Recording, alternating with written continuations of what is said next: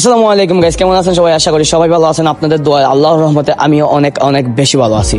So কয়েকদিন ধরে সিলেটে দেখতে পাচ্ছেন খুব বেশি ঠান্ডা পড়তেছে। তো ভাই মানে ঠান্ডার সময় কিন্তু ঘুরার একটা মজাই আলাদা।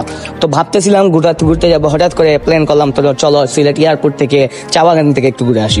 তো 2-3 জনে প্ল্যান করে চলে গেলাম আমরা সিলেট লাকাতুলা চা বাগানে। প্রথমে আমরা গেলাম সিলেট লাকাতুলা চা বাগানের ঠিক লাকাতুলা স্টেডিয়ামের ইন্টারন্যাশনাল ক্রিকেট স্টেডিয়ামের ঠিক অপোজিট সাইডে অনেকগুলো টিলা আছে। টিলা বলতে পাহাড়, ছোট ছোট পাহাড়ের মতো টিলা।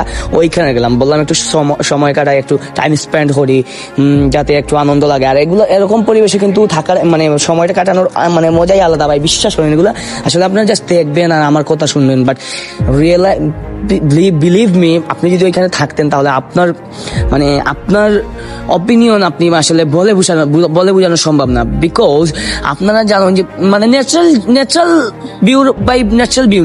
ভিউ কোনোভাবেই আপনি মানে ব্যাখ্যা করে বোঝাতে পারবেন না। তারপরেও যেহেতু I have a one YouTuber, I M A YouTuber, I am creative video, that's why আমি কিছু ক্লিপ নিলাম যে আপনাদেরকে দেখাই যে আমাদের সিলেটের সৌন্দর্য। সিলেট মানেই যে সৌন্দর্য, সিলেট মানেই ভিজিটিং প্লেস, সিলেট মানেই পর্যটন এরিয়া। তো আমরা 3-4 জন একটা টিল্লা খুঁজতেছি, যেখানে মানে একটা পাহাড় খুঁজতেছি যেখানে মানুষ নাই।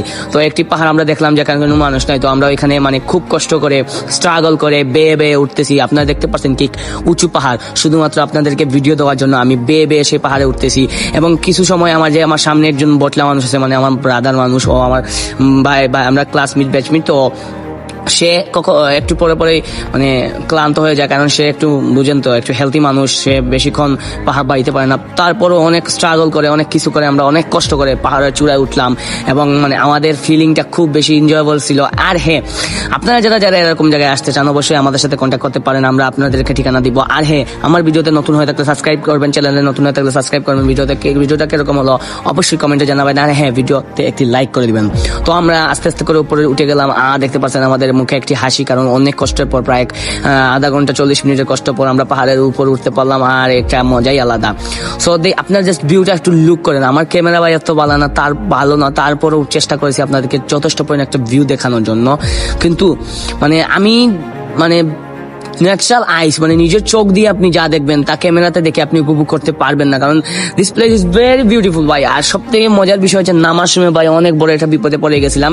দেখতেই পারতেছেন 2 জন হাত ধরাধরি করে নামতেছি, মানে উঁচু পাহাড়, মানে পা স্লিপ করলেই তো মনে করেন জীবন শেষ, হাত পা ভেঙে যাবে। তারপরও কষ্ট করে নামলাম, অনেক কষ্ট আর অনেক মজা হইলো। আর পাহাড় থেকে নেমেই দেখি এখানে লোকাল কিছু ছেলেরা মানে ছোট বাচ্চারা খেলতেছে, ওরা ফুটবল খেলতেছে। তো আমরা বললাম যে আমাদেরকে একটু রাখবা কি বাদে, তারপর ওনাদের সাথে একটু খেললাম, একটু এনজয় করলাম, অনেক মজার একটা সময় কাটছে। আর এই দিনটা আসলে মানে এরকম দিন আসলে ভাই টাকা দিয়ে কিনতে পারবেন না, এগুলো হচ্ছে ন্যাচারাল দিন। এগুলো আপনার পরবর্তীতে আমরা এগুলো নিয়ে আজকে আফসোস করবো, এরকম আর কি। তো হ্যাঁ, যারা মানে এরকম আমার মতো সময় এরকম কাটাতে ইচ্ছা মানে পছন্দ করেন তারা অবশ্যই কমেন্টে বলবেন। তারপর আমাদের ঘোরাঘুরি শেষে একটু নাস্তা করলাম, দেন আমরা সবাই বাসায় চলে আসলাম। তো আজ এই পর্যন্ত, সবাই ভালো থাকবেন। আসসালামু আলাইকুম, ঈদ মুবারক, ঈদ মুবারক, ঈদ মুবারক।